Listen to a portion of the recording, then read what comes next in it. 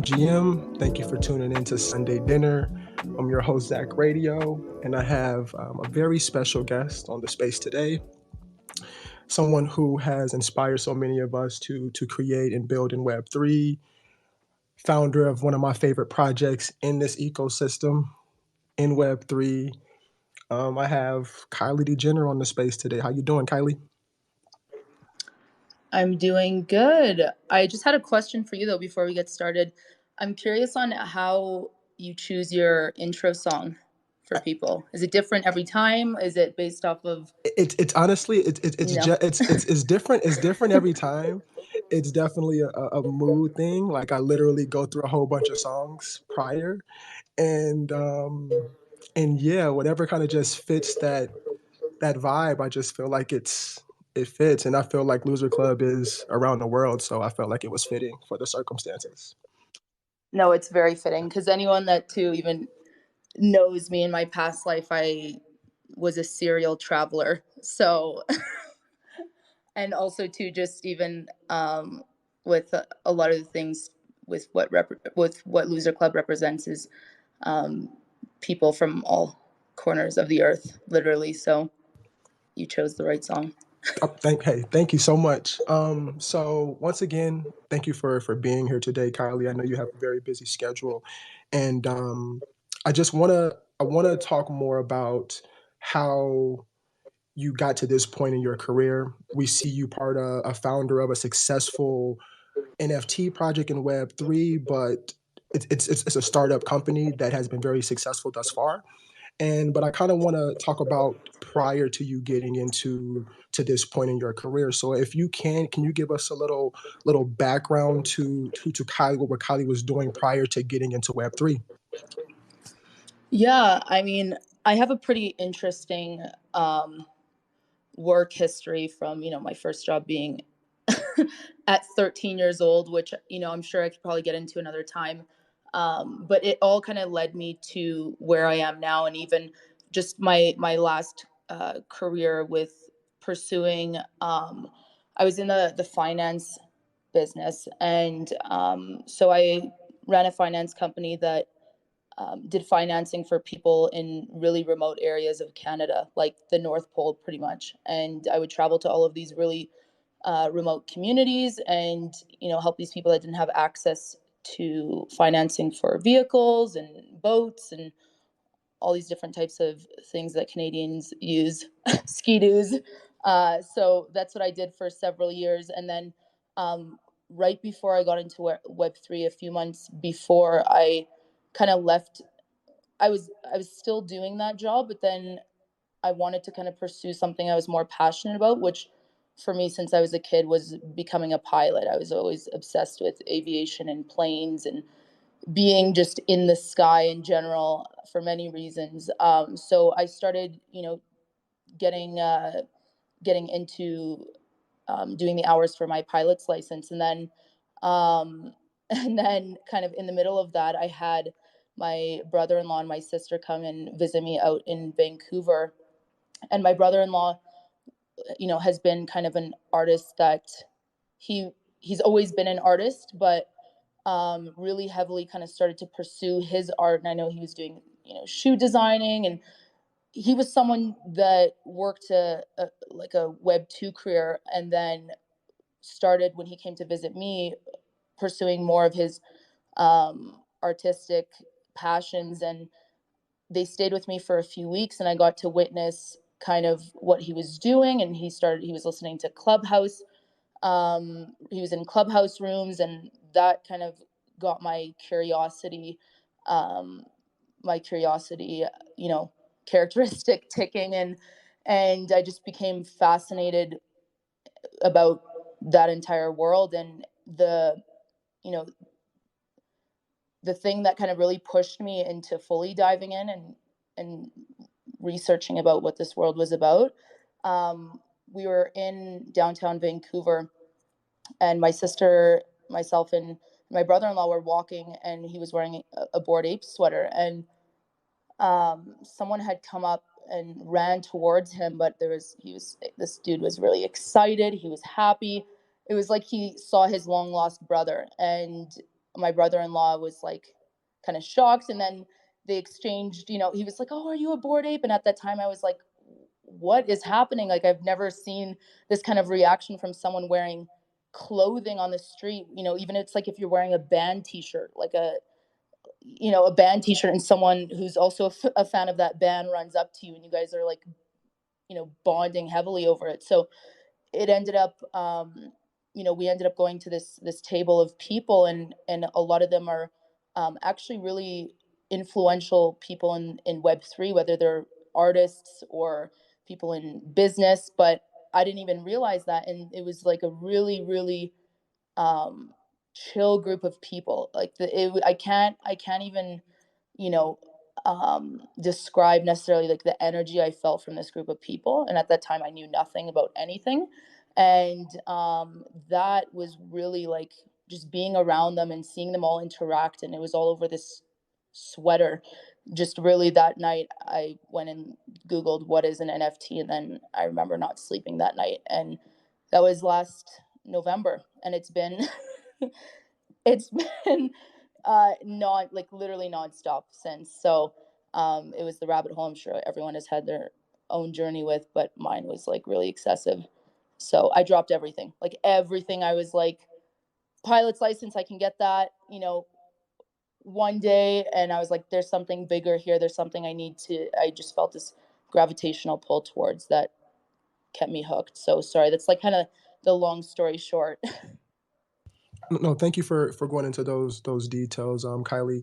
So what inspired you to not just dive into Web3 and understand NFTs, but what triggered you to really create your own project and be a founding member of a project?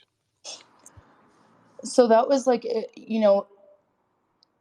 was a list of a few different things, but even when I came in, it started off with me in investing, trading, just being a straight degen, let's be honest, um, and just being in the communities, and I got to just learn about the current culture at that time. What was this all about? What was, um, you know, especially too in the specifically with the artists. I started meeting a lot of really talented artists, and this was also a period where there was a lot of projects that were getting sold out that, if you took a deep, deep dive, you're like, why are tens of thousands of people buying this? What is all of this hype and excitement about? Because there wasn't really any permanence to those projects. Like, let's all be honest here. And so I found all these, but they weren't actually even represented by any artists. It was, groups of people that were launching them for whatever reasons. So I found all these artists, and I was like, how are all these talented artists not like selling out huge collections? And um, I just found this gap of this like lack of representation too for artists in like the business sense, or even having a team or a support system for them to get to that point. So I met people like Javon is really the first example of someone I met.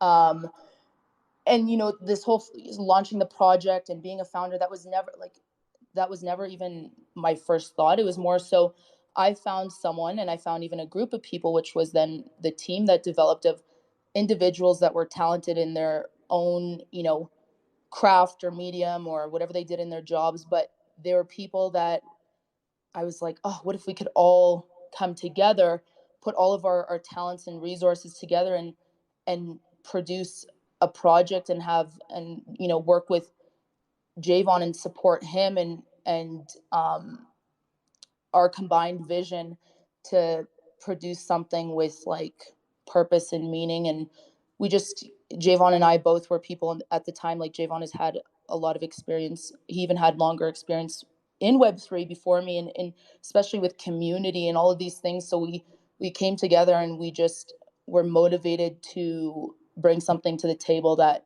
could um, bring up a positive impact with his art, with kind of our vision and all of these other things. And then, you know, so that was my initial motive, I guess, or I how I got here. It was just, you know, I found amazing people and I wanted to do something with them and for the space, and it was just a combined effort to make it all happen. Dope. So from a from a team standpoint, how did Lopez and yourself creatively with Javon decide to come together to bring this project to fruition? Like how was those conversations and how did it come to what it is to today? Well, and this is kind of like the famous story of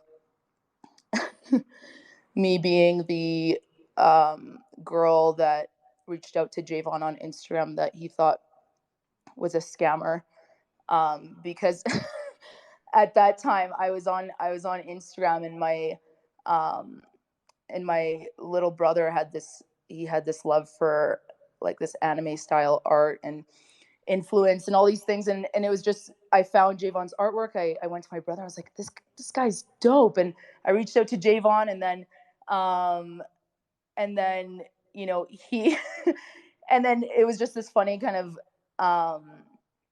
involvement of our friendship, and I didn't even have an intent or a purpose when I first went to him, because it was actually Lopez and we met in another project, but just in a community, both being people that bought into another project. But at the same time, that's when I was developing my friendship with Javon, and just that's, you know, I got to know him as a person, his his creative abilities, which I then found out were, scattered across the table with him being a musician, an animator, an illustrator. Like it was like nonstop, and I was like, oh, this person is just a diamond, and I wanted to.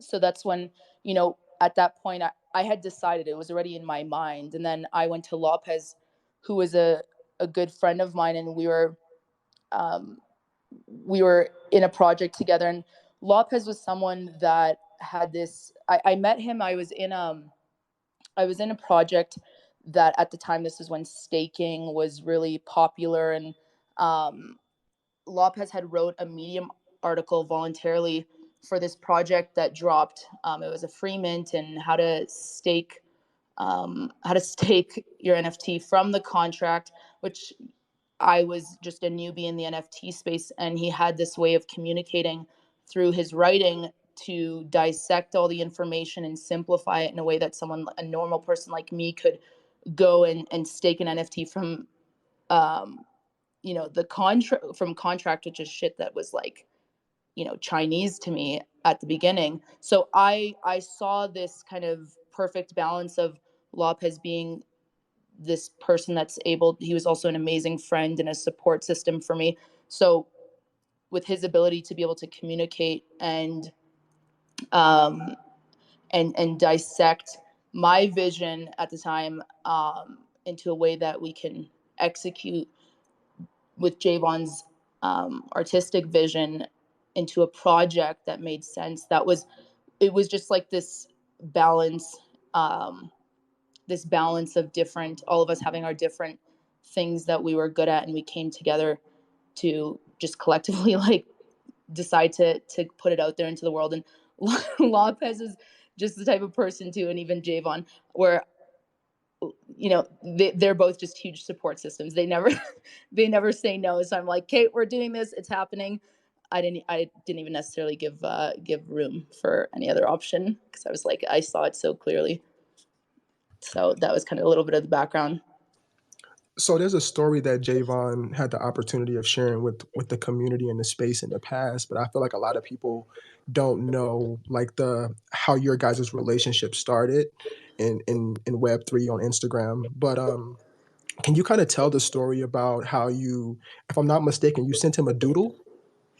Oh, well, that's, yeah. I mean, before that, a lot of things were just happening at once, but everything ultimately, it happened in this really, it was like destiny, where things just kind of happen organically and they all line up for things to work out.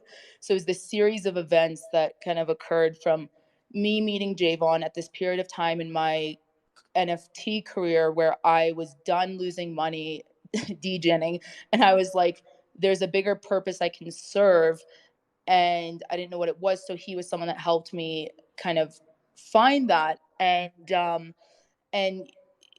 at the time he was doing more freelance work, and because he was working his job um, in the real world, and I had pitched this idea of what if you did art full time, like what if we did a project, and it was this series of events that kind of led us to the point where it was we both had this moment where it was like, it's go time, we're ready.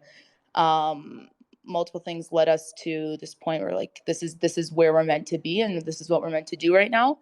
um and I won't necessarily deep dive into what happened before, because it's like not even necessarily a huge part of kind of our story. But um where I come in is just that the artists had this like lack of representation on the business front, and people taking advantage of the artists, and me coming in as a friend at the time, and being defensive over just artists getting paid um in a fair way for their work and their contribution. And um yeah, so that was kind of a little bit leading up, and then I told him, I'm like, dude, we have to do this. Like, it was me just being really pushy. I'm like, that was that moment I knew he wanted to, but I knew that he had a family and everything. So with I had a few doodles, and me, I'm single, I have no kids, and he had a family. I'm like,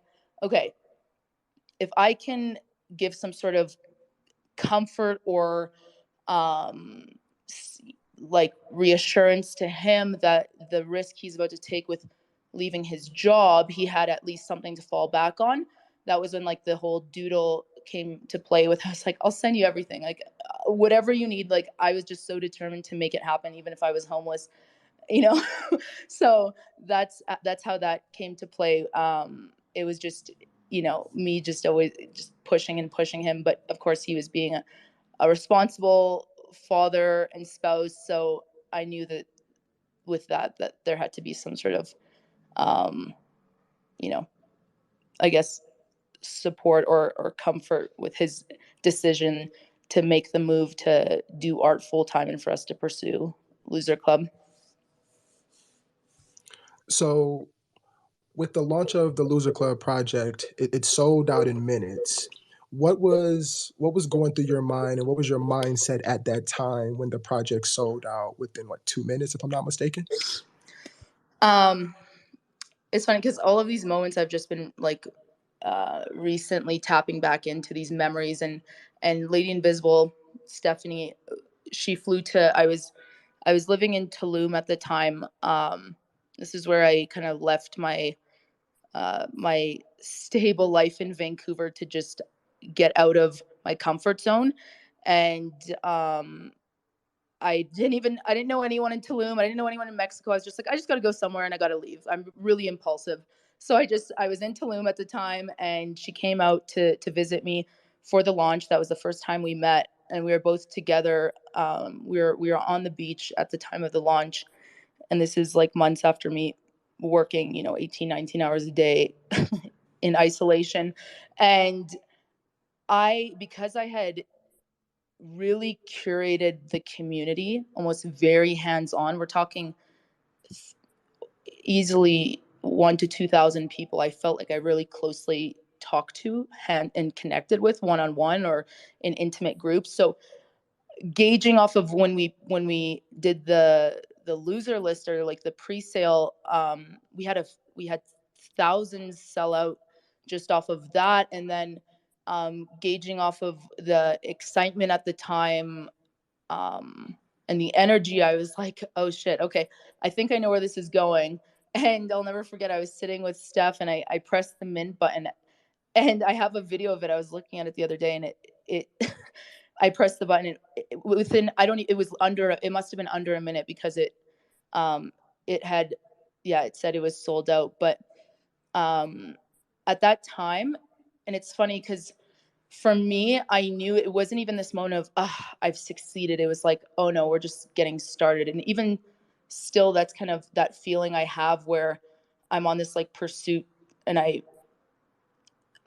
haven't had that moment yet where I'm like satisfied or I'm content with like that I've had success personally, like for me in my own, um, in my own, what's the term? Like, I guess my own judgment on myself, because I know that there's a way bigger mission here and there's a way bigger uh, job ahead. So at that time I was like, okay, phase one complete.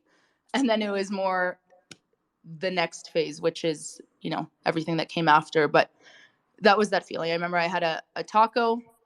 At the time, I was eating a taco. I was happy. Everyone was happy. I had helped. It was like this, the team and everyone had, of course, all of these people that have left their jobs. And it was me, it was everyone riding on my promise and commitment to them, being like, we got this. Don't worry. I promise this will all be worth it. This will all be worth it. We're going to sell out. And then it was everyone being like, okay, Lopez at the time, his wife was like, this better fucking sell out. Like all these spouses and people and their families that they've committed so many hours to. It was that at that moment, it was the first thing that came to mind was, okay, these people on the team and Javon, they can have that moment. It was more of a celebration for them, if anything, that moment of like success and hopefully bounty off of my head on selling out. So Thank you so much, Kylie. Like, kind of taking a step back, like you come from a big family. You're the oldest of six, and you have a twin sister, which some of us know. mhm. But like, what was the conversation with your parents when you're like, you know what, everything that I told you I wanted to do with my career and my life, I changed my mind, and I'm going to dive into Web3. Like, how were those conversations? Well, coming from my background, like I have a dad who's Libyan, and a mom who's like Irish Canadian. So I grew up in this mixture household where, anyone that knows kind of that Arab culture where it's like your kids have to go to university, they have to become a doctor, specifically a doctor, nothing else, it seems like. Um, you know, I never saw that for myself ever. Like I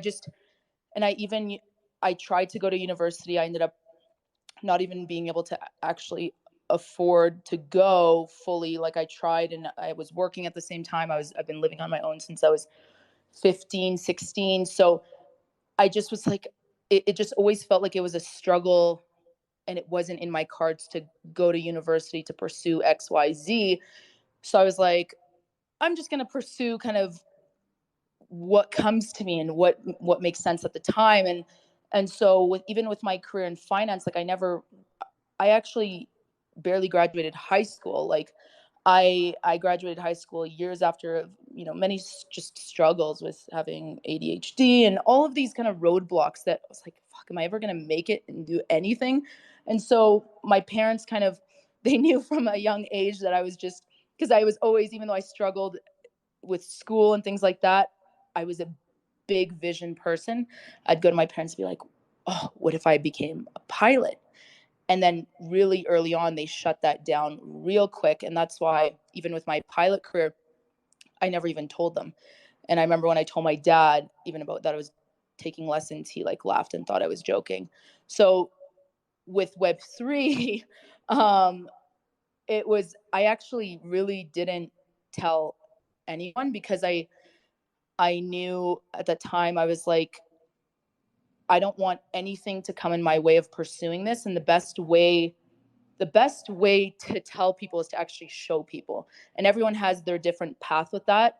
And I find instead of talking about things out loud, I think it's important to certain people to tell the right people so they keep you accountable. But it could be very easy to tell the wrong people and to have your dreams crushed, whether it's if you want to pursue music or art, or you want to be like like a rocket scientist, whatever that is. It's sometimes, so I was kind of on that journey, and really even now my dad doesn't actually, even because I've lived away from where I grew up for a long time, so even now my dad kind of understands what I do, but I'm still waiting for that moment to show him really and make him understand.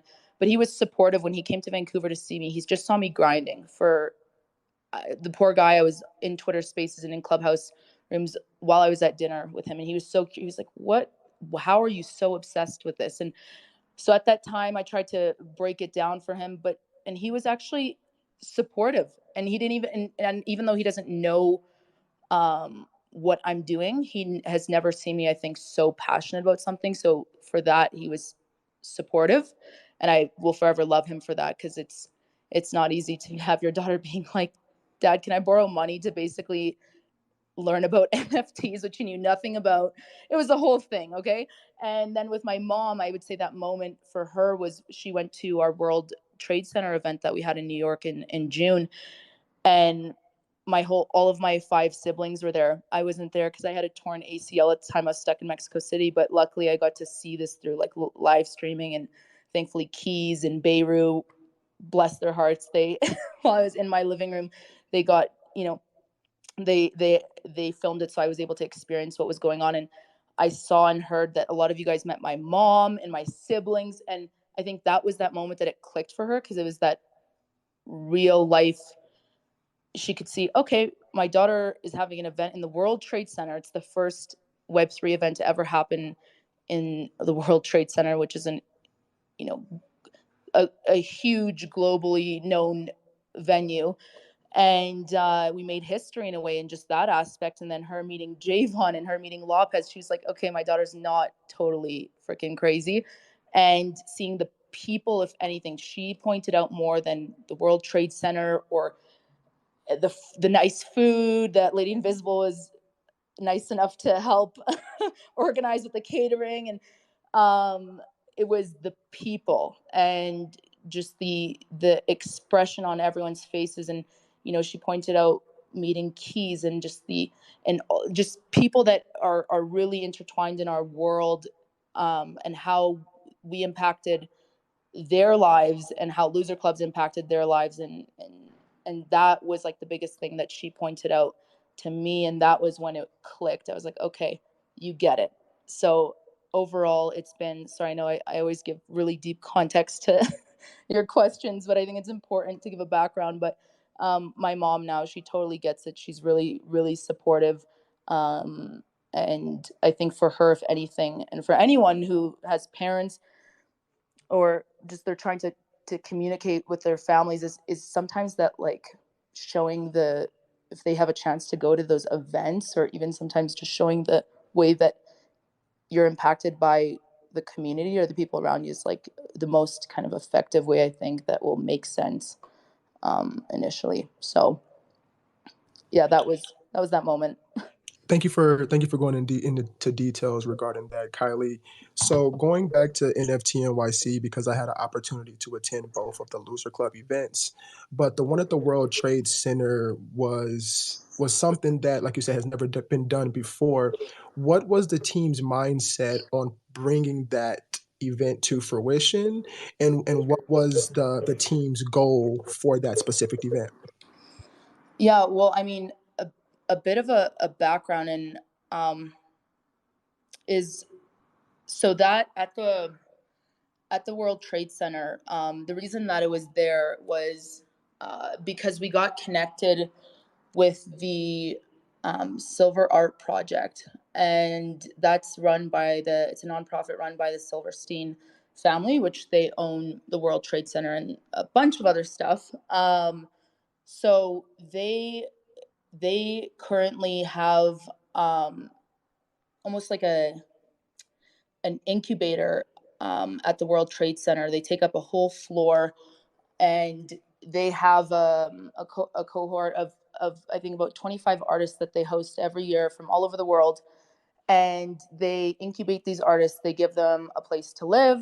They give them a place to create and work without stress. And they give them also, um, the tools to really flourish in like the real world, whether that's setting them up with galleries, giving them kind of um, business education, whatever that is, to set them up for success. So when I first got introduced to the program, I was like, just even without it being at the World Trade Center, I was like, oh my god, this aligns so much with what Loser Club, I feel like, was almost organically turning into, in a way, was this environment for creatives to feel supported and heard, and to feel like they could flourish just in the digital aspect. And that was something we didn't even do intentionally, it just happened organically. And it synced up. So then when we kind of got the opportunity to um, have our event there, and it was in this on this floor. It's a huge floor that basically, imagine it's like classrooms split up, or not even classrooms, like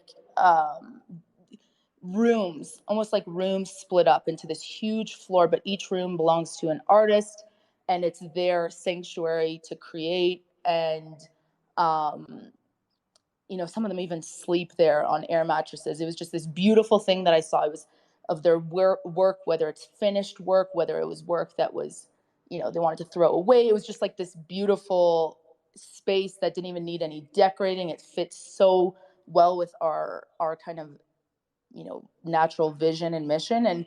And then with the team, they all saw that as well. Lady Invisible went to go see the venue. She showed me the video and walked me through it. I was like, oh, this is perfect. So we just wanted to, and without really any effort, and we didn't do much to the space, we just wanted to then get the right people into that event, which was a lot of the Loser Club community. Again, that the creatives, the artists, the musicians, whoever, right?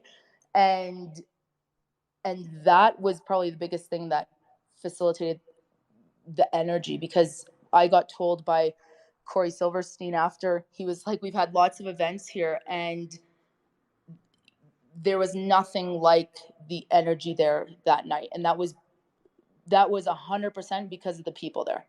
We didn't build this crazy activation and have, necessarily a huge production. It was like a DJ. It was some, like, some loser stuff here and there, some screens to showcase all the Loser Club derivatives. That was a big thing, to showcase all of the work that's being created outside of the Loser Club ecosystem. And then it was the people, and of course the food and the drinks. So there was like it was a clear vision, and it all kind of just fell into place. And we didn't hire out an events team or anything like that. Like, everything was in house, and it was our first time really doing anything like it. And we had no idea how it was gonna play out, but it worked out. And really, like, the team, like Keys, Lady Invisible, T Block, Cave, like, these are people that have probably never put on like a big production or event, but they all came together to just make it happen, and did what they need to do so we could have it without without any troubles. And so it worked out, in my opinion, even though I wasn't there. But I've gotten lots of feedback, and it was amazing as far as the energy. Amazing. Sorry, and I want to expand on one thing. Us having Kyrie there, who's a really, really big athlete, obviously, in the world, and it goes to huge events.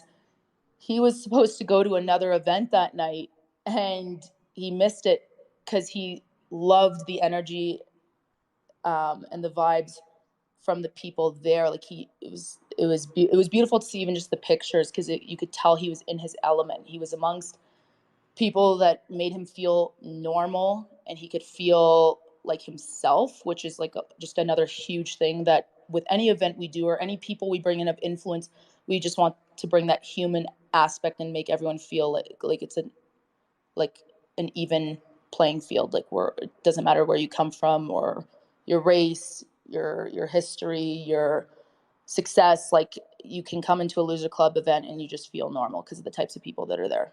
So that was just another thing too I wanted to touch on. Sorry, totally going off of even expanding off of your questions are good, because they make me like totally go deep. So that's just yeah, that's a bit of a background on the event side of things. No, please, no apologies. We definitely want to hear everything you have to say, but attending NFT NYC was such an amazing experience because of the events that Loser Club put together. So shout out to Lady Invisible, T Block, Keys, Cave Guy, because they were they were active. I don't think they slept throughout that whole week. And I don't know what they did prior to even prep for this, but I know they were very active for the community and making sure everything was facilitated so the community can have a good experience. And so shout out to every single one of you guys and super grateful. But I kind of want to go back to the first event that OC had, Loser Club had during NFT NYC that highlighted the Outsider Collective. Hmm. Prior to that partnership, what inspired that partnership in that regard with Loser Club and Outsider Collective for those who aren't really in our community every day? Well, honestly, like, oh my god, that's a whole other world in its own, and this is why, Loser Club is its own beast, but then the things that have been created from it are also their own beasts, and the OC is one of them.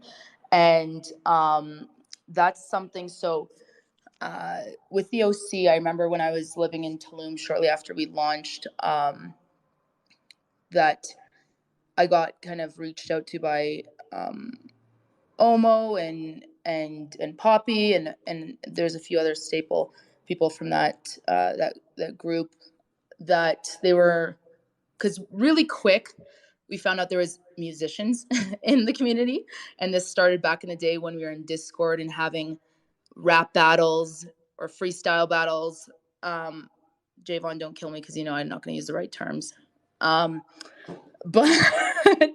I and in spaces, and there was people just that clearly had this, like, you know um this artist in music, uh, talent, or a musician aspect of their life, that they whether they were full-time musicians or part-time, or did it, T-Block's one of them, um Goku, like a bunch of people. And so to see what happened with that, and just on spaces, and then I guess, what naturally transpired, was this group of people that all clearly had this, like, love of music and collaboration. And to see them, they came out with a full business plan, and they came to me. And at that time, shit was crazy. There's a lot going on, but they came to me with a plan, and Omo was like, here, can you look through our deck? And everything, it made sense. I listened to a bunch of the samples. I'll never forget lying in my bed exhausted in Tulum, but I'd listen to the samples over and over and over again. And I only do that with music I really like. And it's not because I'm not being biased, I swear. It was very catchy. And I was like, holy crap, this was created from people in Loser Club. And they came, like, what's happening? So I was like, absolutely, I'm going to support them. And at that time, I was just like, whatever you need as far as resources, um, I'm just here to support you. And you have someone that's, like, cheering for you and rooting for you. And they created, like, it was all them, like, all of them. They created everything, like, the collect, like, that's a whole, that Zach, that deserves a whole other space. Like, that, what they did was just, it's fucking mind-blowing. They really did some, like, really innovative things in the space. And then on top of that, the people that were in that community, or in that group of people, are amazing, all people I love. And then, so with New York, I was like, we have to, what's the best way to kind of showcase, musical talent? Let's have a show, play it live. And so it was us working together to make it happen. And I just knew that I wanted to do whatever I could for them to showcase that. And they all came together for the first time in real life for that concert, or that show. And you can go back and watch the live streams. And I was watching them last night. I watched them, like, easily once a week. And because I'm still in awe of the organic chemistry and flow that these people had when they were on stage performing. And I don't know.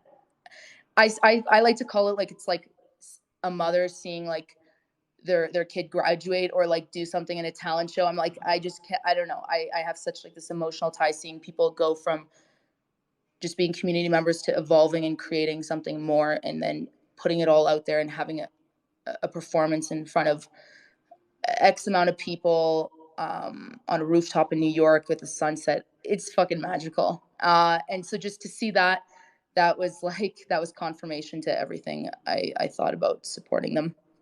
And yeah, they're just an amazing group of people, and it was just, there was no hesitation ever for me.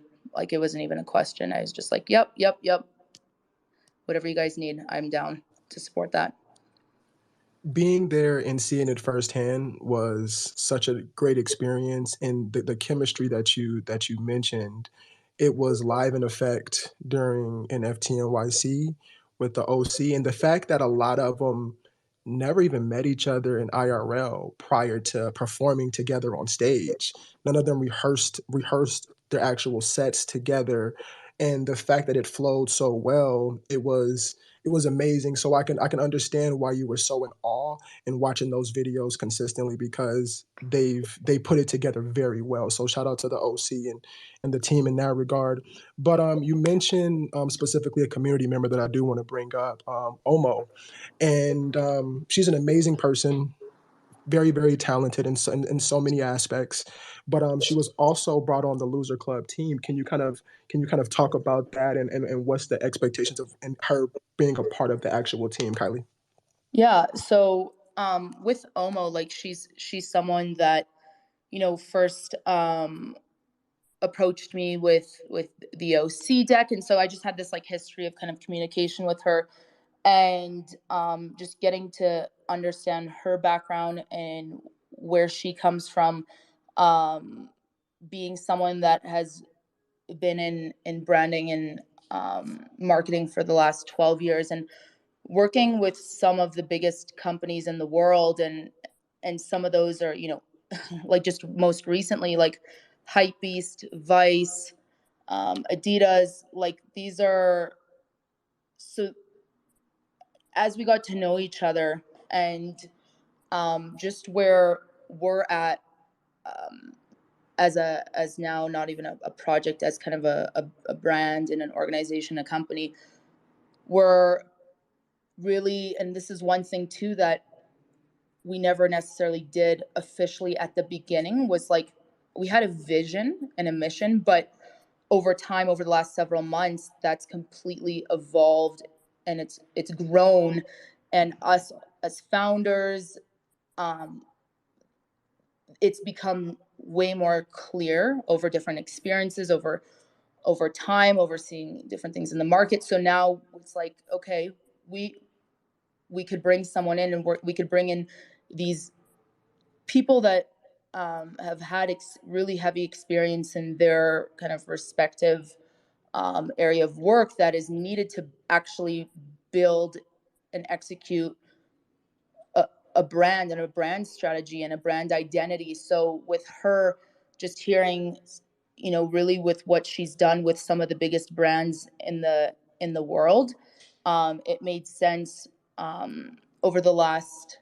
over the last several weeks, that she's someone, not only with her experience, but her involvement in Loser Club, her involvement with the OC. She really, without even, with our first conversation, she like pulled out the vision and mission from me without me even saying anything. And it was through her own experience, which I thought was super impactful as someone on the other side, as a creative, and what it did for her, that she's now in a position to really help us like cement and formulate that brand identity, and then move on to these kind of bigger steps, and this goes into affecting our partnerships, our collaborations, and making sure everything we do is with intention, it's with purpose, and also, you know um, a lot of just the clarity on why we're here, who we are, where we're going.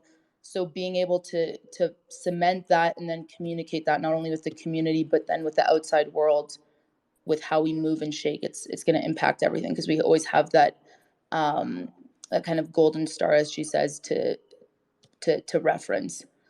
So that's what she's been helping us do, and so I'm really excited. Yeah, and we definitely, that's something we talked about, Zach, earlier, with just even announcing something like that, and that's where my getting lost in the sauce, and being in the in you know in the business and working, it's like you almost forget, oh, okay, we've had some changes, and there's ways to communicate that, and there's ways to kind of let people know what's happening. So if anything, it's been like recently really just pulling myself out of this this I don't even know what to call it, cave, this beautiful cave I've been working in, but really isolated, and just getting back into, okay, the community really needs to understand what's all been going on. It's a lot of really exciting shit, and um, announcing that and communicating that in a good way. So yeah, almost an amazing addition, and she's been working with me over the last few weeks, and it's made a huge difference. So I'm really excited to be able to kind of put forth all of the work that we've been doing together, that it'll overall long term help us as a brand and who we are. Shout out to Omo for sure. Yeah, And she's in London, so she's definitely sleeping, but shout out to her when she does listen to this. yes, Omo's amazing at what she does, and her skills for marketing and pitch decks are impeccable in my opinion. So that's definitely a win for the community and the Loser Club team. So I'm super excited and super bullish on what's to come from the new addition to the team. With that being said, Kylie, you've been traveling a little bit. You were just at is it DevCon, Yes. if I'm not mistaken, and I see you repping Loser Club heavy. Can you kind of talk about the experience at DevCon and the next conference you plan on attending very soon? Yeah, for sure. So the reason I even got the opportunity to go to DevCon was, so I'm living in Mexico City right now, and over the last few months I've tapped in really heavily. And shout out to Turi. This is like a fucking crazy like domino effect. This is what I'm saying. Is Turi started a spaces that really targeted the Latin American community, and I was in one of his first spaces. I was with him in Vancouver, and we were having dinner, and I was like, dude, you got to do it. You got to do it. And he had this. He started doing these spaces, and I went into it one night. It was a Sunday of like several weeks ago, and I got up and started talking, and then organically and sorry, like, Zach, this is me kind of course giving way more context than probably needs to Please be. do. You're good. Please do, It's the Kylie. only way I As know you how to were. All give an good. answer. As you were. But yeah, and then I got up on stage, and then I was just kind of sharing my story about how I'm in Mexico City. I'm working with artists here. There's an like infinite amount of talent, that have artistic talent and creativity, that is like fucking jaw dropping. And so um then I had someone come on stage, and it was a woman, Sandy, who works for a really big brand and represents Web3. But she was saying there was an event, and I went to this, my first really actually IRL event, maybe 100 people in Mexico City. And even there, I went to that event. I met Pablo Stanley and Mila from Robotos. They live like uh, maybe 10 blocks from me. And then just having that kind of in-person connection, and then those events, that was that first time I got to be at an event, because I had never gone to a conference before, never anything. So I was really lacking. And then I was like, holy crap, like this has really impacted me in like a really positive way. And then I started sharing my story about Loser Club and in Mexico City, and just like with people in Latin America. I really got to be like really personal with these people and tell them my story. And I had my samples of merch, and I started to develop these friendships, and all these women that were that were in Mexico City, that were working in Web3. And it just like was this explosion over the last like 2 months of me really connecting with this community here. And then I got invited actually, and like sponsored to go to DevCon, which I didn't even realize was like is the biggest um, Ethereum conference in the world. That And I didn't even do necessarily a ton of research on it. I was just like, okay, I got to go. And I went, and oh my god, that was like a mind-blowing experience. And even though, yes, it was kind of more of like a developer focused conference or Ethereum based conference, but still, like, I took a few pieces of merch that I had left that I hadn't been robbed of, because literally people come to my house, I'm like, shit just gets it's a whole thing. So I took like, I think, a hat and a shirt, and I had one of my friends that I met who's an artist rep, like, for me, because I'm still like, oh no, I just came out of my cave. I don't want to rep Loser Club. I'm just like in hiding. I went to the event. I was like, I don't want anyone. I don't want to. I don't even know. I don't want anyone to like see who I am, or I don't know. I've just been like in this kind of like I said, this hiding state, which I'm totally, coming out of. But I had my friends represent or wear these pieces, and the amount of traction and love, and oh my god, it was an explosion at a really developer focused conference. There's a lot of merch, and people that have gone to them, it's like, it's like the copy paste merch from, you get from Binance or Avalanche and this and that. But really, like, these people representing Loser Club, it was like this like splash of color, and it made me go into this whole rabbit hole that weekend of not necessarily even going, and I watched some of the talks, but to see that really the biggest gap even between that developer world and what we're doing in Web3 was the developer world. They're lacking even there's a bridge that's needed just within our own ecosystem between what we're doing with like a lot of Web3 stuff and what they're doing on the developer end with like culture and design and marketing and community and all of these products that these people are building, amazing innovative products, but no one really knows about them, or no one, it's like, so it was this chance for me to go and educate people that I met one-on-one more about the community aspect, or the value of art even, or all these things that I experienced from Loser Club. And it just brought this, I don't know, I had a lot of amazing experiences. So now I was like, okay, DevCon, that was a success. Now how can we take this up a notch? And so obviously NFT London is happening, which that's an NFT focused event, which we will be at, myself, Lopez, who's based in London, Omo, who's based in London, and hopefully, just because we're trying to facilitate this last minute, we're trying to do a little pop-up there in London, maybe in a little pub. We're gonna have merch, we're gonna have beer and pizza, and just like a chill atmosphere for everyone to get together. So anyone in Europe or that's going, like, DM me, let me know. But I'm before that, I'm heading to Lisbon because I got told by multiple people that I should be going there. There's ETH Lisbon on Tuesday, and so, or sorry, I'm heading there on Tuesday, but it's next weekend, and I'm going to be heading there, and that's like really with the intent to continuously educate not just people in the real world, but even just people in our ecosystem of Ethereum or crypto, or these developers that can really just be educated on what things, things that we're doing and how, and just building those connections with these amazing builders, and just tapping into that whole other ecosystem of talent that could really benefit Loser Club long term. There's a lot of amazing connections at these events, whether it's NFT related or not. It's still always good to kind of be absorbed in that atmosphere.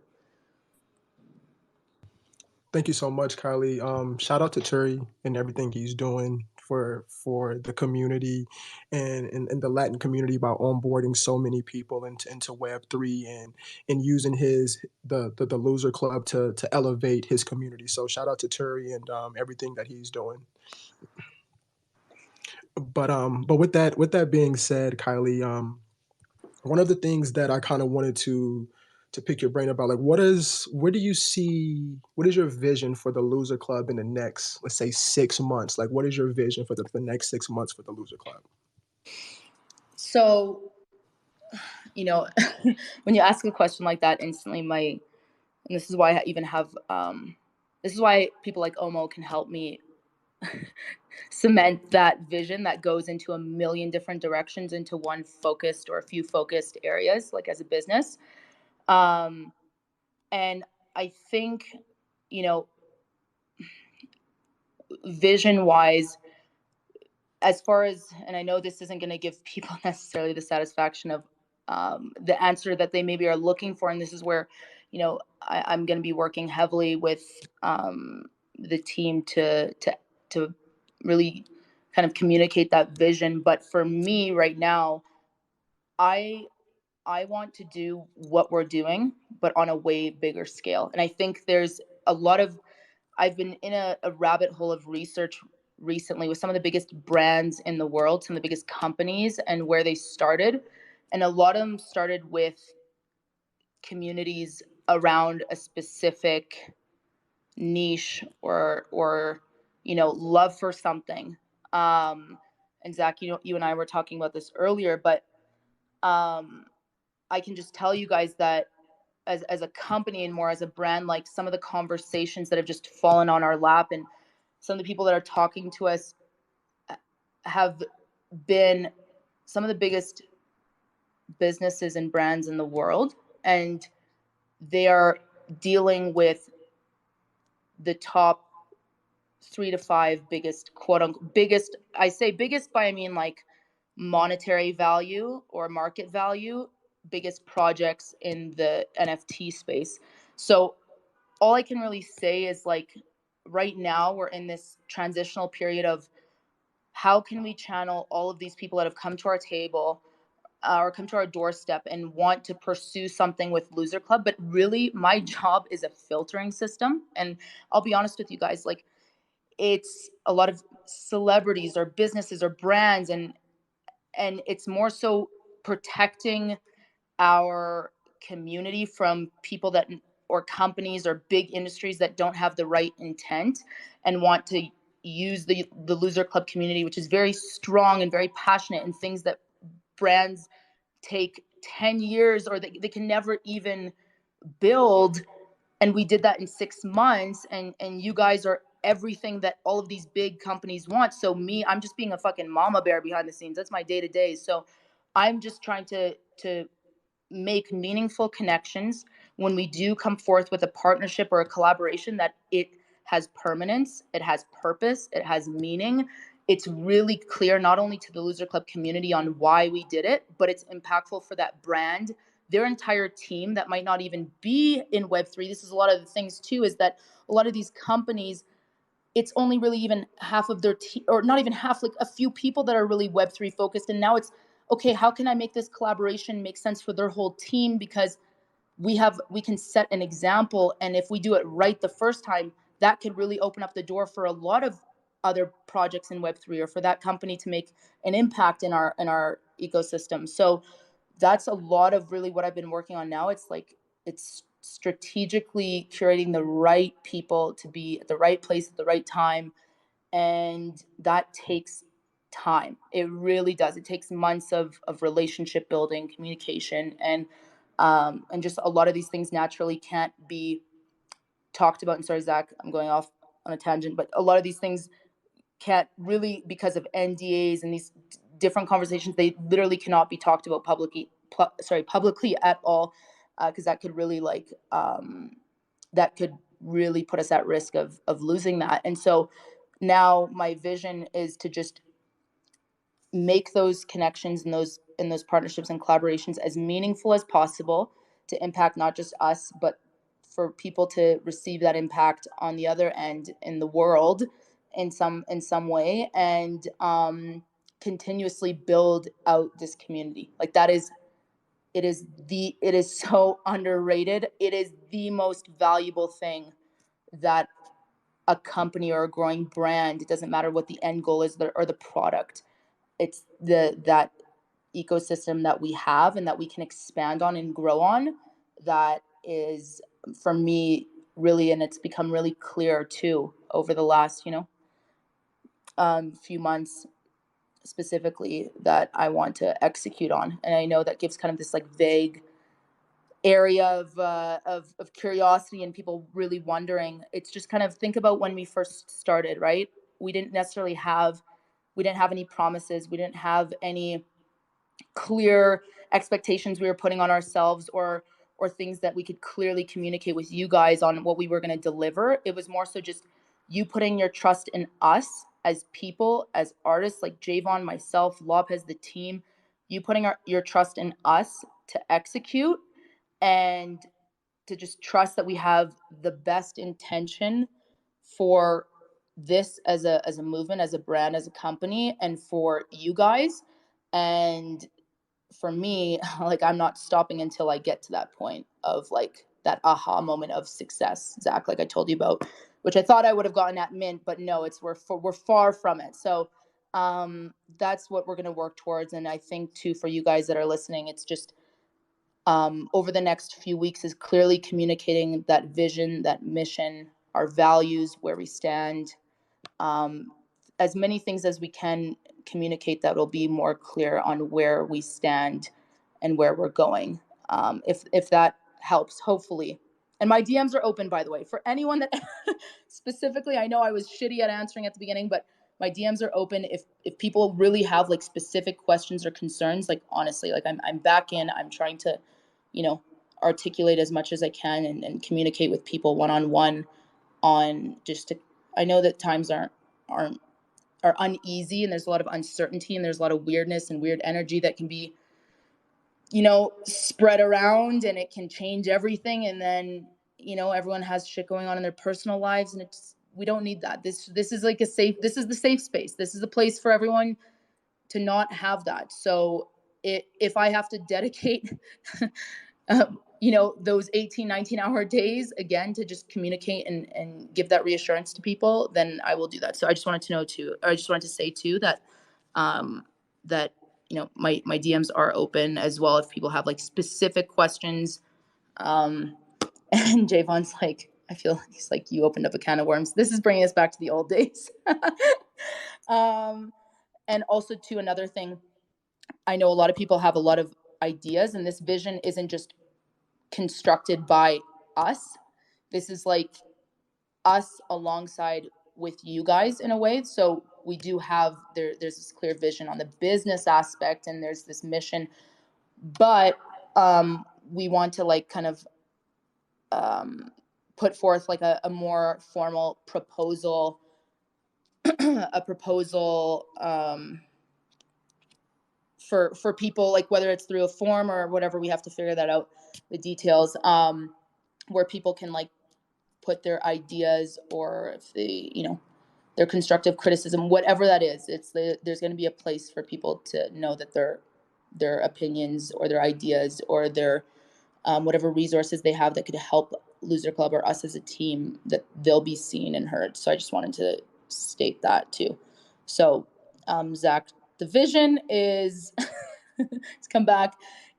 It's everything it is now. How can we get it bigger and better, and let us deal with the business bullshit? It's nothing you guys want to know about until it's done, and it makes sense. So just how can we grow the community and that mission and vision? That's really my goal over the next several months. Thank you for going in depth with that Kylie. Heavily in depth. And I appreciate it. But like being a Yeah. part of this community and having an understanding, in my opinion, like I believe in the team and I really believe in that IP. The Loser Club That IP IP though. isn't Oh, yo. That's an the IP hits oh my so god. different, so different, and that's one of the things that's kind of like in my mind. Like I believe in the team, but nobody has an IP like the Loser Club. Respectfully See, to anybody. oh, dude, we haven't even touched on the IP, and Javon's like, what about the IP? And this is what goes to show you guys, like, really, there's a lot of fucking depth here. When I say it's not even potential, it's just straight up facts on what really we're sitting on. And the IP, Zach, that's another space I think me and Javon should do alone. And I can tell you guys that as well. I won't say who or what, but some of the biggest companies in the world are looking for projects that not have a high floor price or have a hella buzzing community or whatever. Like they're not looking in the bubble. They're looking outside on who has, story rich, really relatable IP with an artist that can really represent that vision, um, and that creativity that can really open up a can of fucking worms. And Javon is the example of. There's no. When I think of Javon as an artist and his creativity, like there's no end. Like it's exhausting sometimes to even think about. Like there's no end. Love you, Javon, but he can make anything out of nothing. And so for these huge companies for IP alone, um, that is extremely valuable. And Loser Club as a name of a project, even that is worth millions of dollars to these brands that are like just the name alone, which Javon came up with. And Loser Boy and Loser Club, like the IP and that storytelling is super valuable to so many on the outside world without them even questioning what's happening on the inside. And that is an entirely other beast that we're working on outside of just curating our beautiful community of creatives. So that's something, Zach, that really too has like unfolded over the last really few months. And oh god, I'm like, okay, don't say anything that you're not supposed to say. But it's really like, it's honestly, it's exciting. And now it's how to translate those opportunities with the IP. The crazy trick is, and the things that take hours, days, weeks, months, because this is such an unknown territory with IP, with profit distribution amongst a community, legalities, securities, all this stuff. Like, how can we utilize our IP in a way that even our community could benefit? Like, it's a whole rabbit hole. But yeah, there's a lot of opportunity. We'll just say active opportunity with the IP, but then it's how can IP within that community, or all of us as individual holders, utilize our IP, or have it where it benefits us. Um, it's a whole thing. I'm hopefully going to be, documenting all this stuff. So when we come to our kind of our light bulb moments and figuring out this crazy ass space and the solutions for a lot of these things, that people have a guide. But we're really pioneers, guys. That's what it comes down to. We're pioneers, and we're figuring this all out. And that's, IP is one thing that is a huge topic of interest, we'll say. Just being in the community, I'm super excited for the future and all of the opportunities that can, like you said, that can just come from the IP alone. And I don't even think Javon has really got his feet wet even yet. Like, he's just getting started, and that's the dope part about him and what the Loser Club provides. But I did want to kind of be very mindful of your time, Kylie. Like, we're going a lot here, Don't and worry, I have nothing to do. I'm sitting at my fucking dining room with my 10 notepads. I was working anyways for the last few hours. I have nothing to do, but I know, Zach, yeah, that we were talking about possibly having questions. yes, So I'm yes. down. Yeah, but so if anybody wants to request, feel free to request, and I'll bring you up accordingly.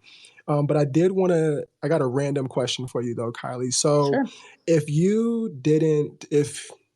there was no Loser Club, what would be the PFP that you would be rocking today? Oh, Dead Fellas. Dead Fellas or Cool Cats. Or Robotos. Okay, these are three projects. This is like so controversial for me answering, because I know I'm like a person of influence and people will take that to heart. These are three communities in very different ways have inspired myself and Javon. Um, and I don't see, there's no competition. It doesn't matter what the floor price is of any of these projects, but they all have amazing founders, amazing artists. I was doing a mural yesterday with Klon, or sorry, not Klon, Pablo. I got distracted. With Pablo Stanley from Robotos and Mila. I was doing a mural, and then also I've gotten a chance to talk to some people from Cool Cats and Dead Fellas, Betty and Psych. That's a whole, oh my God, they're all beautiful people. So if Javon could mesh those three communities into one PFP, I would rep that. So you Is that an answer? so you're pretty much saying if Javon did the artwork for you and mashed all these projects into Yeah, one, then you'll be grateful and rock that PFP? absolutely. Okay, cool. Yeah. Understood. Without that, dude, I can't make it. I'm like the fucking worst. I'm like, I will pick all three. Another question before I get into before I let everybody go off on theirs. What is your favorite trait within the Loser Club project? Uh, okay. Well, if we're talking like aesthetics and from experience and just like sentimental, well, sentimental for me was the rainbow camo ski mask was one that was uh aside from, okay, I'll just name one that was like an instant. Okay, sorry, I'm gonna name three. Okay, is that fair? Because sorry, I hate That's choosing fine. options. That's This is fine. You my got Canadian. three. I probably said sorry like a million times, and people are making fun of me for how I say sorry. Um, so so I would say Nala the dog, because that was my dog that I left behind in Vancouver. Cave is putting his thumb down to me. I left my dog behind, the Nala trait, and I love her so much. She was a huge part of.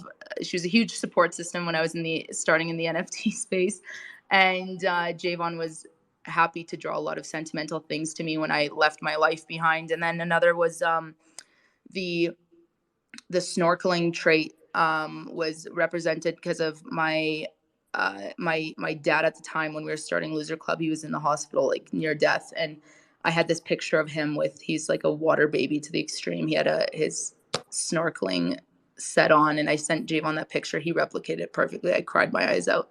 And then, but the one that really, it just like, it's like, the icing on the cake was the after kind of me expressing some of the traits I wanted Javon to do because they were sentimental to me, and I knew no matter what that I had this attachment to Loser Club because it's on the blockchain forever with the art, was the rainbow camo ski mask. And that was, I'll never forget the day we were in the Discord and there was, a bunch of really active, happy, uplifting people, and we were all talking. And that was when I opened up the can of worms to have the community suggest a few traits that we would add into the collection. And I remember someone was like, they put in the Discord, Javon was drawing literally live, and someone put rainbow, and someone put camo, and then someone put ski mask. Like I remember there was so many different suggestions, but in my mind I was like, okay, rainbow camo ski mask, but there's an inside joke saying rainbow camel ski mask because when you say it fast, that's what it sounds like. But that is one that not only is super sentimental and I just love it because it's really badass, but Beirut surprised me when he came to Mexico City for the first time. Out of the few visits he's done, he brought me a sample of a rainbow camo ski mask, and we did like a little photo shoot, which some of you guys have probably seen. But I don't know, it's just something like bringing that experience to life in person, and then putting that on my head. It was a whole thing. It was a very spiritual moment, and what we're gonna do with that ski mask, like these are just some of the examples because a lot of those traits are really actually meaningful and have way more depth. So that's my favorite. That's probably my ultimate favorite. And I'll make the record straight here. And what's gonna happen with that trait IRL? It's like that's a whole other story. I But can say I have a whole different outlook at the snorkel trait now. Just FYI, and every time I see it, it will resonate with me a lot more than it did yesterday. Just FYI. that's Um, no, Zach. I like to hear that. And sorry, I'll say one thing too. And this is where even one day I should even do either an interview or a written statement, and me and Javon on the traits. And there was something really important was how can we bring purpose and meaning to the collection, not just through the art but through the traits. What do those traits represent? Anytime you look at a collection or a piece of art, it's like what resonates with you, what is attaching you to that piece of art or your identity.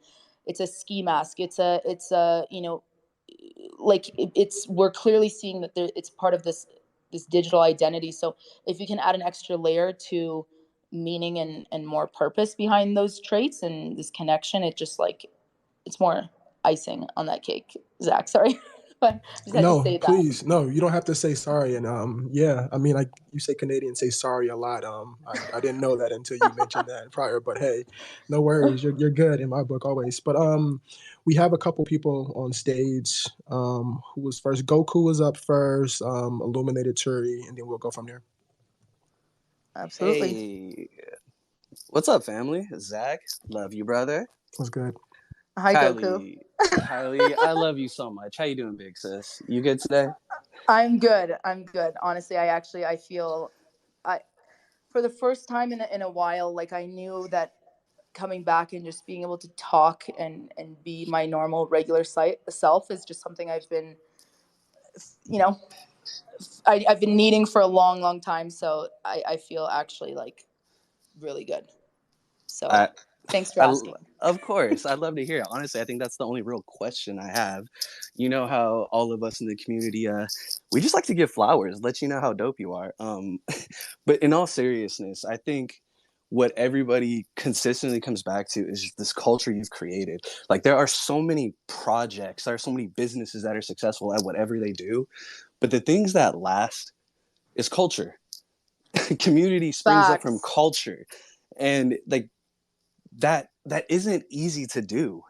You talk about how you guys basically handpicked the community, and I think that shows. I mean, there are, because I mean the big part of like the big theme was, what can you do for yourself in order to help the bigger picture for everybody? Like that, it's just connecting the dots to see the bigger picture. I mean, from the moment you talked about, you know, bringing Javon in as a full-time artist so he could just focus on his passion, what the hell he was good at, to now we're here 6-7 months later, and there are people who have successful podcasts, started their own projects, clothing lines. They've got like, and these things were never said, hey, you can do this or you should do this. It was just more understanding of our capabilities and being encouraged from, honestly, just like you guys set this tone from the beginning. Like there are so many of us who this was either our first project or our first experience into what a great project's supposed to be. And like, I don't even like to use the word project anymore. That's dirty almost. Like this is family. Like Facts. really, you feel Facts. me though? I Like, do. It's I almost do. like the Yeah. white list. Remember, I was like, bro, that's oh my god. forbidden. No, but I'm not gonna take too much time. I know there's a million people up here, but you know, everybody had great events in New York. We all had a lot of fun, but I've said it a million times and I'll continue to say it. Every Loser Club event felt like a family reunion, and that's the difference. No, that's amazing, dude. And Goku, I'll never forget that picture you sent me with you with the Kylie flag. I like Hey, whenever I love I've that. been upside down ever since. I don't know if you've noticed. I noticed, dude, and it's things like that. This is just like a tiny sample, but um, and this goes back to just touch on before we go to the next person on my research has just been confirmation on my original beliefs, which is my research on some of the biggest companies and brands in the world, and they all are at a point. They either started with a really clear vision, mission, values, all of these things that people are like, that's not important. Like, let's focus on the product, or how can you return my money, or this or that. And it's like, no, no, no, no. Like, there's gajillions of dollars in that value of a brand or an organization, like it's really establishing that super clear, crystal clear vision and those values, and how can everyone else communicate that with the rest of the world, and how can that become contagious. So that's just facts. Y'all can Google Nike. That's one of my really like their CMO and everything he has done. It's been a huge inspiration, and they never talk about product. And these brands that are obsessed with perfecting their product, those are ones that are left like almost like an empty shell, and it doesn't have permanence, it doesn't have legacy, it doesn't have all these things that I personally I'm like refusing to move forward without. So that's where we're focusing on, and that's what we're focusing on, and that comes with time and patience and effort. So Goku, thanks for just touching on that, because confirmation again, people like you, that it means something. So whether you guys like it or not, it really like when everything else fails, and even you talk to some of the huge VC guys, like they're like, they don't care about products. Like that's, you know, a recession happens, COVID happens, like great products and all these things can go to shit, but it's about that very clear like vision and team and that movement. That's what outlasts like everything, and that's what will, you know, push through like the rough times. So anyways, sorry Zach, but who is Don't, no, next? you're good. Don't say sorry. Thank you so much, Goku. You know what it is, bro. Appreciate you, my guy. Who else do we have? Looks like it's Illuminated. What's on your mind, my friend? Hey, well, first of all, hi, Zach. Hey, Kylie. Hello. I just wanted to say, well, number one, we do definitely have to start with flowers because obviously I don't have a lot of communication with you, Kylie, but I think like just your heart as a leader and just being a kick-ass female is like, I can't really put words to it. So thank you for just like leading by example, number one. And number two is my question for you is, because I know there's a lot that happens behind the scenes, positive and negative criticisms, right, that happen in the shadows. And we've kind of like seen from the outskirts how that stuff has transpired. I'm curious like how you spend time celebrating yourself and your wins. Oh girl, that's a good question. Oh, you guys, it's been a journey on it. It really has, like, and I really hope to, like, as the days go on, to start to communicate and even just be transparent with my personal struggles and being more vulnerable again, and showcasing that I have my rough days, I have my good days, but all of us coming together as a unit, so you guys have a better understanding of even what founders go through in this space. There's this really weird gray area, and you know, Bianca, the way that I've like really kind of celebrated, I don't know, I got to this point where my entire identity has been Loser Club and Web3, and I don't know if that's healthy or not, because even when I think to what I even like to do in my spare time anymore, like for me, when I have like my spare time and I've had a good day, I like will go and like watch like 10 TED Talks on my free time and write notes and do research on that. And what I like to do when I've had a good day, I like to just, you know, smoke a bit of weed, watch Real Housewives, order unhealthy food. And now that I have this kind of new friend group here of people in Web3 and artists and things like that, just, you know, nothing crazy. I barely leave my house, to be honest. That's just this is not, I'm not encouraging this. This is not a healthy lifestyle. But you know, everything I do, and it really, like, aside from my you know, random things that I do here and there to go out for dinner once in a while and this and that, but everything I do is kind of with the service of how can I serve and continue this mission of Loser Club, because it's really, at the end of the day, it's my Loser Club. It's a mixture of me and Javon, but like a lot of it is my mission as a human on this earth and my vision. And so that's where, you know, even in my spare time when I'm celebrating, I'm like, okay, you know, what TED Talks can I listen to? How can I level this shit up instead of being on meetings and stuff? So I'm sorry, and you know what? But if anything, I would love to get back in spaces in my degen time, in my spare time, to celebrate and just not have this pressure necessarily on myself of having to be a certain way or act a certain way, but just to hang out. That's how, and celebrate with you guys. That's how I'll answer that. No, it wasn't really clear, but I have no life, basically. But I'm still making it by, making it through. Thank you so much for that. And Illuminated, great question. Turi, you're up next, sir. Isaac, Kaylee, how are you guys? So happy I'm to be here. good. Pew, pew, pew, pew. First, I wanna give you your flowers because Kaylee, like, damn, I'm just so proud what you have built and the way that you represent us as community wherever you go. I'm so grateful that I have the chance to meet you and to see firsthand how passionate you are about Loser Club, because you can see it, right? Like you can see when when I talk to you, I could see how much you love this and how you don't stop. You're really working all the time. Even when we were having fun, you are Yeah. you are working. When we were You in know, person. Yeah, dude, I know. And no, that's one thing I wanna work on, dude, is like definitely being more more present and enjoying the moment, because that was even about, I was like, I even left, we were all having fun, but I was like, oh, I gotta go to bed, I gotta work.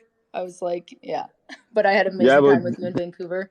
because that talks a lot about like how much you love this, and how much you are working on it, and even though you are working so much, you are such a accessible person, and you are always listening because the on the opportunity that I have to listen to you, you know what's happening in the community, right? You are in contact with people, and you make us feel part of something, and that's super important. I think for me and for a lot of people in the community to see that we can like reach out to you, to Javon, to Lopez, and that you guys are there for us, and the support that you guys give us on every single endeavor that we have.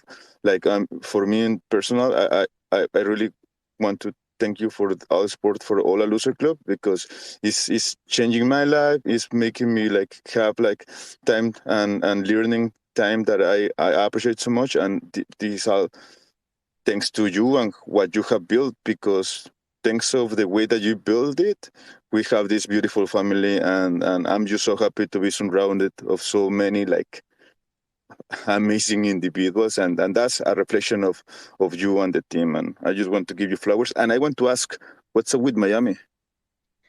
um Real quick, Kylie. Yeah, well, I mean, Tori, first off, obviously, dude, like we go back way back. I'm so happy I was able to like meet you in person. And just to touch on one thing I want to say before I go into Miami is, I know, and it's hard because I know, as much as I've tried as much as possible to support and acknowledge and back up as many of the creatives that are in Loser Club. I know that there's many more, and anyone that feels like necessarily they haven't been able to have a chance to get a hold of us, or a platform where they feel like they could share what they're working on, or specifically with their art or what they want to do. I just want you guys to know that everyone genuinely, like, there's no necessarily like, there's not necessarily like favoritism or this or that. And I know it can feel like when you can get kind of lost in the noise, and um I'm trying to even figure out a system really where, like, there's so much going on just within the community alone, never mind the business, but how can we figure out a funneling system or a platform? Like, we're talking like a whole platform, uh where everyone can showcase what they're doing, what they're working on, a place for their things to be seen and heard, and for there to be this like equal distribution of attention and support. Because I didn't plan for this to happen. This is crazy. Like, you guys have taken this and ran with it, and so now just how can we, in a controlled environment, make sure that everyone is equally heard and supported in what they're doing. But if regardless, you should still do it anyways. Put it out there for the world, whether we see it or not, or whether I see it or Loser Club, or just keep putting it out there. And but I try, and I'm trying to have my eyes on more things, and be aware of really what's going on. At the same time, focusing on the business aspect. But with Miami, we're working actively. Cave's a part of it, uh, and hopefully collaborating with some amazing people to host an event at Art Basel. I'm trying always to see where can we have a presence, because to have a presence anywhere, we're talking internationally. That's why I'm like going to London. Even if it's something small, it still means something. So with Art Basel, definitely we're working with some people that are, hopefully we're gonna have a really big, impactful presence. We'll just say at Art Basel, and we have to solidify that before going public. But there's going to be a presence there, whether it's cave literally waiting at a restaurant for people to hang out with. Or is this New York all over again? Throw me in the lobby for 9 hours? Or a huge event. There's people should plan to go regardless because someone's going to be there. I remember Lopez and T-Block sipping on their glasses of alcohol. And Cave, we need you down in the lobby if you don't mind. Just go down there. Anyways, back to the people thought that you were. Everyone in my family thought that you were that you worked with the World Trade Center. I apologize, dude. That's okay. Anyways, moving right along here. Yo, thank you for everything you did during the NFT NYC Cave Guy. Like I said, the team was very present and supportive of all the community members to make sure everything was facilitated at a nice standard. So I appreciate every single one of you guys. With that being said, we have Champ, then Naomi. What's up, everybody? What's good, Champ? Pretty hey, Champ. good. How are you? That's the first time I think I'm talking to Kylie. I want, yeah, because I was not here when the Loser Club first started, but I think that was the universe who bring me to the Loser Club. I had a bunch of stuff happening in my life to make those things happen, and I wanted to say to be thankful for these things and thankful for you because right now with my vision for my fragrance, I can say I'm life bring me where I'm supposed to be. I find a lot of great people in the Loser Club. That's why when people are talking about the team, I say I'm not focusing on the team. I find the people that I needed to be where I wanted to be to help me accomplish my vision. And I always say also um, people maybe not see me as a project, but because I'm so active in the Loser Club, but I'm really a project without a how can I say that? Gonna be a community or a Discord because the way the Loser Club is, the family, the community, what you guys put through. So I never have a chance to say thank you publicly. I'm saying that today. Well, it was nice to officially talk to you, Champ. And it's funny because even though we haven't talked vocally, like live, like this, one-on-one, I I know how active you are. I've even seen, you talk about your vision with the fragrance and things like that. So that's just a tiny example of your one example of why I'm trying to work on, creating a more official or centralized place for people like you and anyone else for your projects or your visions to live, because I think it's super important. And you just made a comment about how just being amongst people, and I think that's ultimately too with community, part of the definition is just being around people that want to see you win, right? Not necessarily expecting something in return, or it's not thinking this kind of regular business mindset. It's just you're someone, you're creating something outside of yourself, and there's people here that want to see you win and will support you, like without even asking what the outcome will be or what the return's going to be. It's just, that is super, super important in an environment like this, is just support without having that expectation in return, and just unconditionally supporting and loving and uplifting you and everyone else that's doing something. So it was really nice to meet you, Champ. Thank you. Same. You just made Champ's day, Kylie. Just FYI. Thank you so much. Champ's going to be talking about this for the next 67 days. Hey, that means you already know. You already know. Right after that, I'm starting a space. No, like he's really going to start a space. It's probably going to last 7 hours, and it's going to be all about his first conversation with Kylie. Oh my god. Yo, You guys, champ. like, I'm just a fucking regular ass person, like very regular, like more regular than you guys even probably want to ever Nuh-uh. know. Nah, dude, you're a superstar. The difference is you're an approachable superstar, and the humbleness is what makes us ride for you so hard. Facts. Well, yeah. Anyway, sorry, Zach. No, you're good. No, you're good. Shout out to Stop champ. Thank you. apologizing. God, you're making us Hey, Canadians look weak. so everyone, they need to take a shot for every time I said sorry. We'll be And then what would toasted. happen? We'll be Oh, done. We'll be we- done. It'll be party over for everybody that's drinking at that time. For sure. There's gonna be alcohol poisoning in here in 7 minutes. Counting down right Sorry. now, Goku. Right? Naomi, thank you for your patience. What's in your mind? Hey. Hey, Hi, Zach, Naomi. and hey, Kylie. How's it going? Why are you awake?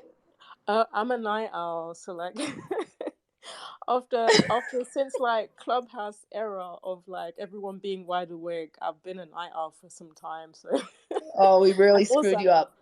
I'm waiting for the House of the Dragon finale as well. So Oh, okay, that's a good yeah, excuse. definitely. How are I'm a you? night owl too. I'm good.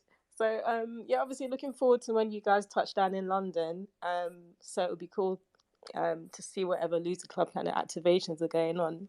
I had two questions. So my first question that I don't think I've asked was, what were you doing before Loser Club, and what space were you in before you jumped into working on the project? And second question was, what would your dream collaboration be for Loser Club, be it a brand, a person, a company, experience, whatever? Well, so before Loser Club, I was I had my finance business, which really in a way was it was polar opposite to what I'm doing now, but in a way I now look at my skills that just directly kind of transferred over. And I really worked with a lot of communities, and these are communities in really remote parts of the country. So I started, this community aspect has been in me for a long time, and so even though I was dealing with finance, when I got into this, I was like, oh, there's a similarity here, and just channeling into all of my natural, I think, skill sets and abilities as a person and my passions.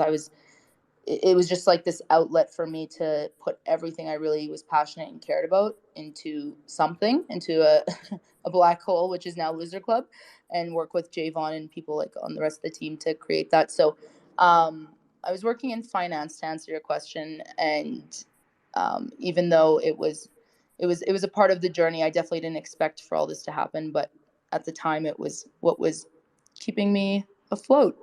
And then, like, as far as dream collaboration, so that's a really good question, Naomi, and I know it's totally right up your alley, because so by the way, Naomi is just one example of the very powerful, impactful, talented women in this community that's doing massive, things in the branding world. Like, these are people like Omo. It's crazy. It's just so Naomi, by the way, it was just, side note, amazing to meet you and just hear about the things that you do in the real world, and your experience. And as far as collaboration and partnerships, I think for me right now, I'm honing in on some brands that really inspire me, and people, and brands that are really purpose driven, I think. So I know this is not going to be necessarily a specific brand, but a dream brand would be a brand or a person that has reach globally, that is really purpose driven, impact driven, and aligns with the community, and in whatever aspect that is, whether that's through their story or what they're doing now, or how that can help kind of uplift us all and make sense. I think that's the biggest thing, is a collaboration that story and that like synergy just makes sense. But one person who is like my little like literal idol now is Greg Hoffman, which is the former CMO of Nike. He's someone you guys super inspirational. He's just, yeah, everything he talks about, it's like it's like listening or like looking at a mirror, right? Where you just align really well, value wise. So Greg Hoffman, shout out to him. And Kylie, when you say Nike, you're referring to Nike, right? Nike. Okay. So yeah, I don't know if that's a Canadian thing or just my I just want to make sure we're on. Okay, Nike, cool. Okay, Nike. Nike. Okay, Nike. Okay, the check gotcha. mark. That popular check mark. That everybody knows. Yeah. Thank you so much. Copy that. Okay. That's funny because in the UK we used to say Nike for the longest while until Americans were saying Nike. We're like, oh shit! See, girl, we're Canadian, so we're in sync already with the UK. So that's why I have like UK English. So the British ones get it, Zach. Completely understandable. Thanks so much, Kylie. Great question. See you soon, Naomi. By the way, I'll see you in like literally a week. For sure. We have, looks like it's Tony on stage. What's on your mind, Tony? Sorry for the wait, my man. Hey, how are you? I don't have a question. I just want to say that Kylie, she's one of the dopest people I've ever met. So whoever hasn't met her yet, when you do, you're certainly going to put her on that list. The dopest people out there. Oh, I appreciate that, bro. And Tony is an artist that I met over the last year, and who's just been a sample of the insane creative ability of humans. And oh my god, make artist friends. If you don't have artist friends, you should, because your world will open up like and have limitless possibilities. And Tony is one of them. He's like a good friend and just a huge inspiration for me as a creative. So shout out to you, Tony. Okay. Thank you. Thank you for pulling up today, Tony. The legendary man himself. Oh, raise your hand, Cave Guy. Come on, put your hand down, my friend. Cave Guy, what's on your mind, sir? He put his hand down. Sorry. Oh my god! There's 7 shots. Sorry. No, I wanted to come up too quickly. I know we're spotlighting Kylie, who, by the way, I call her Kylie in business meetings and everywhere else. I refuse to call her Miriam. It just sounds like sort of an old person's name. I feel like that's a past lifetime now. Well, it's definitely a past century name. Yeah. But the point is this. Kylie is an incredible person. I've had the pleasure of working with her amongst other, obviously, project is a terrible word as well, but just down to earth, incredible during these business meetings. And I know she's had a background in finance and so on, but just doesn't dominate. Dominate's a terrible word, but just can sit with the best of them, like people from all different backgrounds. She's so welcoming. And I got to see that a little bit here in Toronto. Always available too. Well, mostly I do call a lot. I'm sort of a needy individual when it comes to approval and getting people's feedback and things like that. Just a little about me, but such an incredible individual, a great thinker. I just can't say enough good things about her, and I think it's such a nice balance between her and Lopez, and obviously Javon, where I have no doubts in the future of obviously this project, where it's going. The IP, like everyone has mentioned, is incredible. It's not goblin, it's not apes. They're humans, just like all of us, most of us. And I've just great things to say about you. And I'm so excited for your future in the space as you sort of solidify your position in it. And yeah, so there's my flowers to you. Thank you, Cave. Yeah, I whatever. appreciate it. Yeah, Cave, you're a special one. I don't need any of this shit. I wanted to give you. I just can out eat you with pizza for sure. I demolished that pizza you ordered. I can out eat you any day. Bello Pizza, by the way. Shout out Bello Pizza. But yeah, when she came to Toronto, she gave me about 90 different hats. Cave robbed me. He literally said, "You're not leaving until you give me that suitcase, that carry-on that was filled with merch." Yeah, that is true. But and it's funny, I've been giving them out. I've worn them a bunch of times, and I give them out to people, and I sweat so bad, dude. But no one wants that. Shout out to those people. Bro, anyways, same. Yeah, I know. But just much love to you, obviously Javon, who's also just incredible. Everyone on the team, T Block, like I mean, the list goes on. So I'm just so grateful for everyone on the team, but also the community, the people that have been here. Champ, dude, like I can't say enough positive things, dude. If you do have a fragrance, I'm gonna wear this shit, dude. I'm gonna wear it. If it smells So like thank you all. pizza, cigars, and wine, then it's totally up Cave's alley. Yeah, No in my problem. alley. And raccoons in downtown Toronto. That's Oh, his It God. scent. smells like my alley. Yeah. Do raccoons smell Well, different in downtown Toronto versus anywhere else? I'm They hit curious. different. They hit different there. Yeah, I've never seen a raccoon ever in Las Vegas, Nevada, so I can't relate. So enjoy that for sure. Yeah. Wow. Every time I talk to You're Cave, lucky. he's like, "Oh, there's a raccoon! Get out! Get out!" He's trying to smoke a cigar peacefully in his back alley, and he's just constantly shooing off raccoons. Like, I don't know what it is, dude. What is attracting them to your place so much? But that's a whole well, other. I live above a Starbucks, and they get the garbage. Yeah, that's And also, fair. too, I'm I kind of thought you were lazy about to too. say they like lattes or something. I was like, wait, hold on. Well, no, I'm kind of lazy, and I'm sorry. This is turning about to the Cave Back Alley show, but I'm too lazy, and my neighbor who I'm friends with called me out, so I just dropped my garbage on top of the bins outside, and I guess that doesn't help. Yeah. Anyways, okay. Sorry, Zach. We're going very off topic from your show. You're fine. No, The Cave Back Alley show Yeah, is sorry. later. you're good, and I think you said sorry at least 20 times. You don't have to say sorry, Kylie. You're amazing, Probably by the way. 40. Yeah. But thank you, Cave Guy, for giving this amazing person her flowers, and we And love you, you, Cave dude. Guy. And you too. I'm gonna step down. Good job, Appreciate Zach. you. Appreciate you, Cave Guy. With that being said, Kylie, I'm gonna start closing it up momentarily. It is my wedding anniversary, and I think my wife Oh, is really? Like yeah, today? Hey, yes, it's like congrats, today is Zach. like our wedding anniversary, so we're going to catch tonight at the Aria. But Oh yeah, my God. Champ, yeah, so appreciate. happy Go ahead, champ. anniversary. And I Thank you, know champ. your wife is in the audience. Um, happy anniversary to Thank you, to and both of you. appreciate you, champ. Appreciate you. And when your fragrance drops, you know the whole community will be supporting you, my guy, the same way you support every single one of us, champ. You know what it is.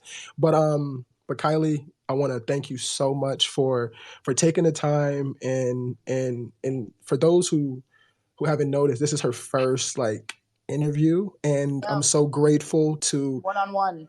to have this, and the community is as well. And is there anything that you want to say before we close it out, Kylie? I would like to say that the founder of Catch is a Loser Club holder, by the way. I know it's Yep. super random. And he rocks the PFP on Instagram too heavy, by the way. Yeah, Mark. And so he's a Loser Club holder, and I just want to say to you, just like, thank you for giving people like me a space to kind of share my story, and when things get lost in the noise, and just a platform where I can feel comfortable and safe, and going through a lot of things over the last several months. Just, this is my first time really finding my voice again, and I'm so severely emotionally attached to this project that it's been a roller coaster, and so now publicly being able to have a space to talk about things in a more personal way and just feel connected again is, I just want to thank you, because I know it's a Sunday and it's a day of House of Dragons and rest and going out with your wife. So thank you just for serving a greater cause outside of yourself. It's just, thank you for that. It's been very therapeutic for me. Kylie, once again, you're amazing. I appreciate you. The community appreciates you so much. And yeah, this IP is changing lives, and I can't wait for the future. And I'm gonna close it out with a song that literally represents not only Kylie but the Loser Club community. So peace and love to everyone, and have a blessed evening.